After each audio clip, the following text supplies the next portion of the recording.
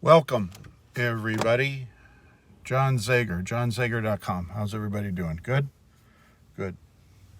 Um, Rained all night, late afternoon, early evening.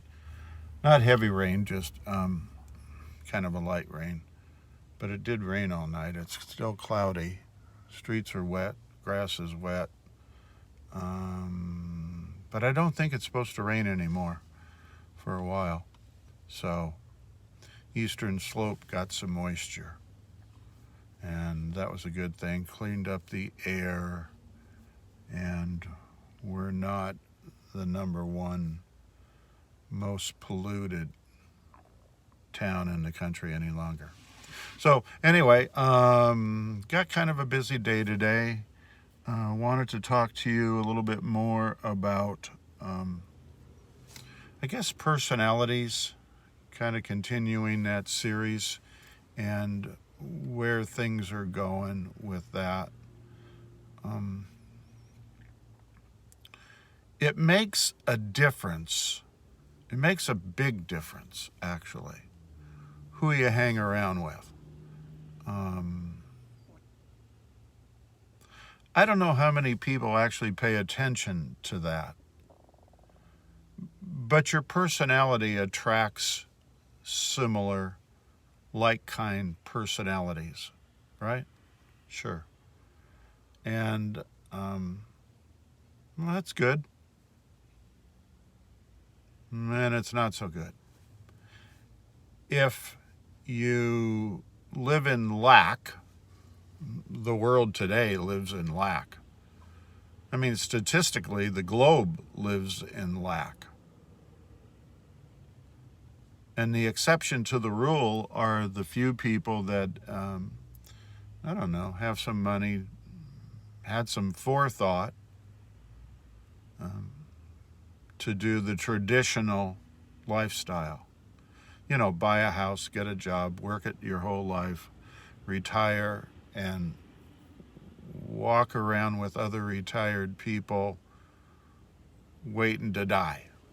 I don't know what old people do. I go to the senior center sometimes to work out or to grab a shower or do something.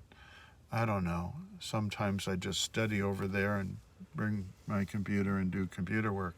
But that's who they have. They have their family, and they have short, intermittent, brief encounters with, I guess, what they call friends at senior centers, adult daycare. And they reminisce and they talk about what used to be.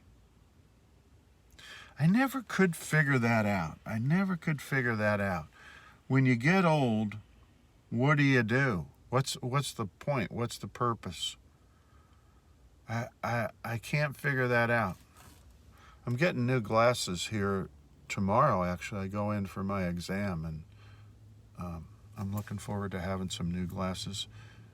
These are a little too low, the bifocal part, so I have to look up in order to see at a close distance. But so who do you hang out with? Family, of course, you believe supports you. But that statement's not even true. I look around at families because that's what I do. I observe and do research about all kinds of people. And they have all kinds of disgruntled feelings and emotions about siblings, other people in their family. And it's kind of an ego thing, you know. Who's doing better in the family, who's not. I don't like what he's doing or she's doing or where they live, or just crap. So I'm not even so sure that hanging out with family is always a good thing. I think intended wise it's a good thing, but it's not a hard fast rule that you should spend time with your family. I think there's some cases where you just have to um, say goodbye to your family and go on with your life because they're not accommodating. They don't want to be accommodating because they have dysfunctions, and it's best to not hang around people like that with dysfunctions. In my family, I know that's been really true for me. I've been very, very much aware for long time that, you know, there's been some dysfunctional people and still are, and maybe it's education, maybe it's upbringing, maybe it's programming. It's all of that, actually. But it's so ugly and disgusting that many years ago I just distanced myself from them.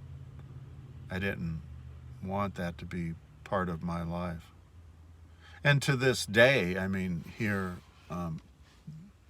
I don't have any real desire to reacquaint myself with any of those people. And they can do what they feel they need to do. But people in general pick and attract people of similar and like kind. And that's not always good.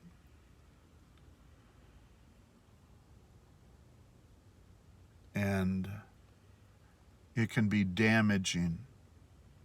There's a guy I know down in Scottsdale. He's actually a notable person. Let's just say that. And retired from his profession. I'm drinking iced tea. I had a decaf earlier, but now I'm on iced tea. So I've always admired the guy. He had a really successful career, prominent individual, well known, and I thought, boy, that's pretty cool. I wonder how he is doing at this stage of his life. Seems to have a fair amount of money. Lives, I don't know if you call it affluent, but a comfortable life down in Scottsdale. But he's got people.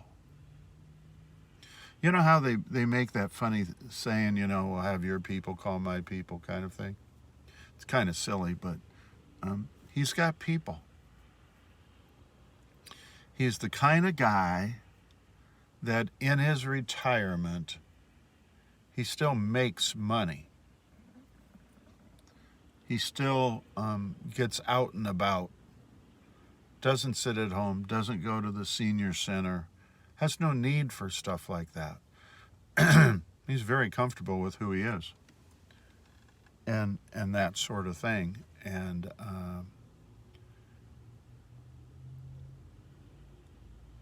I've never asked, but I've observed. And this is what I've observed. He's maintained relationships. I don't know who he's maintained relationships with, but I'm very much aware that he has. He keeps in contact with other people he's known throughout his lifetime. And they still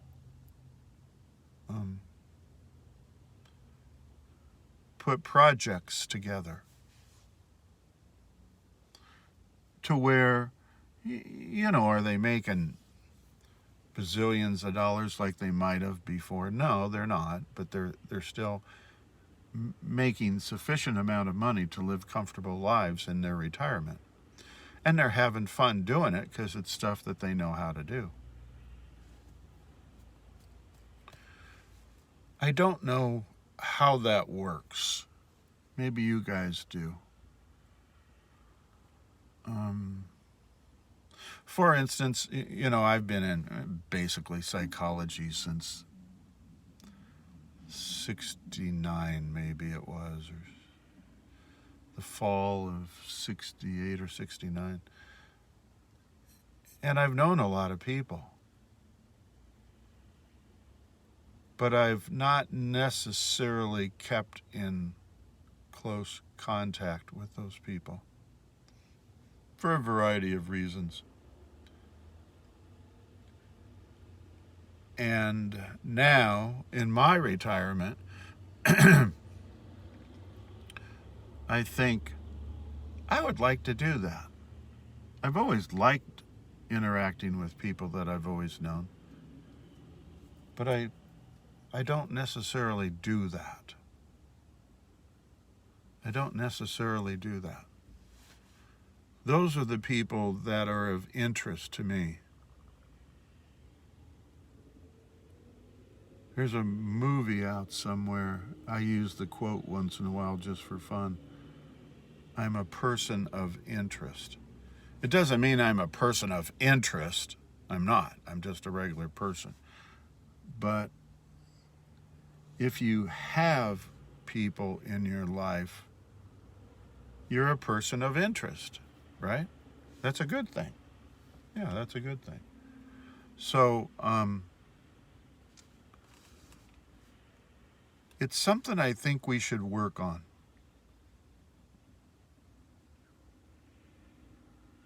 Sometimes I notice and observe that people lessen who they were, what they did, who they knew, and they settle for maybe not where they want to be.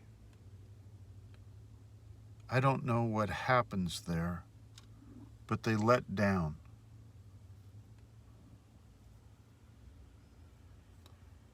And it's important for us, and I guess this is the takeaway of this little YouTube video. It's important for us to maintain that life that we've lived for such a long time. And the people that were in it. Not that you're going to keep all those people, but you might keep a few here and there. And it's good to dabble in projects that you were an expertise at some point in time, right? And we all go through ups and downs. That's just life. That's normal. And sometimes we're going to be more well off than other times. If we come to a point in our life to where we're not as well off, for whatever reasons that may have occurred, it doesn't mean we go out on the street and find people that we might normally not pick and all of a sudden have a relationship of sorts with those kinds of people, instead of seeking out the people we knew. And it's important for us to do the projects in our retirement that we used to do as a career. I'm in psychology, right? Counseling, therapy, neuroscience, all that kind of stuff. Professionally. for a long, long, long, long time. And now it's okay. It should be okay. You would want it to be okay. They call it coaching now and consultation because you have an expertise in that. You're not doing therapy. Coaching is kind of like a fishing guide. You have an expertise in fly fishing, this kind of water, and people come and seek you out in order for you to get that expertise to them. Same thing with counseling. You're no longer a counselor or therapist, but you have an expertise in guidance around emotional kinds of issues. It's important to share that. And you can try to market that. And there's a variety of ways that you can try to do that. Some people become more successful than others at doing that in retirement. But it doesn't mean you don't continue to market yourself in an area that you have an expertise in.